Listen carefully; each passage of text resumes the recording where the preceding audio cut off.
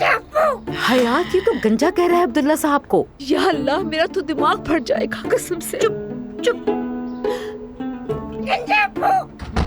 ہاں نائلہ آ گئی. نائلہ یہاں آؤ، ہم ڈرائنگ روم میں ہیں.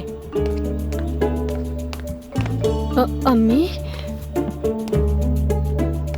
یہ کیا ہے؟ یہ تم مجھے بتاؤ گی کہ یہ کیا ہے؟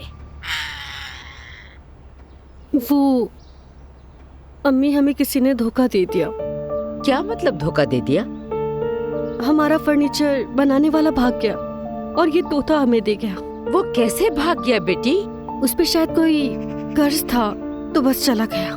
کیا بات ہے تمہاری نائلہ، اس پڑھائی کو بھی تمہیں دھوکہ دینا تھا. بہت ہی اچھے. امی کیا کریں، ہماری قسمت ہی ایسی ہے، ہمیشہ کچھ نہ کچھ غلط ہو جاتا ہے. اگر کسی کو جانے بغیر اسے کام کرواؤ گی تو ایسا ہی ہوگا. انسان پہلے تحقیق کرتا ہے، لیکن تم عجیب انسان ہو، دھوکہ کھانے کے باوجود بھی بس نہیں کرتی اور اوپر سے اپنے ساتھ پرندہ بھی لے آئی. امی یہ پرندہ بہت قیمتی ہے، بہت پیسے ملیں گے اس کے. ہاں بہت قیمتی ہے یہ. بد زبان.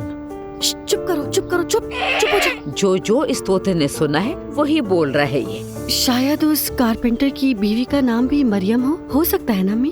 بس نائلہ بس. تم عبداللہ صاحب کو کیا جواب دو گی؟ یہ کہو گی فرنیچر بنانے والا بڑا ہی بھاگ گیا ہے. کوئی بہانہ بنا لے. نہیں بیٹی، اب میرے برداشت سے باہر ہے. وہ جیسے ہی آئیں گے میں انہیں سب کچھ بتا دوں گی. اب بہت ہو گیا ہے، کچھ نہیں چھپاؤں گی. امی جان کم از کم اس طوطے کو تو یہاں رہنے دیں.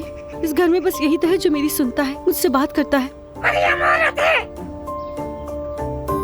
مریم عورت ہے؟ ہاں آج شام میں تمہاری ایسی مزیدار یخنی بناؤں گی کہ یاد رکھو. امی رکے پلیز، امی پلیز. مجھے چھوڑ دو نائلہ. امی پلیز رک جائے.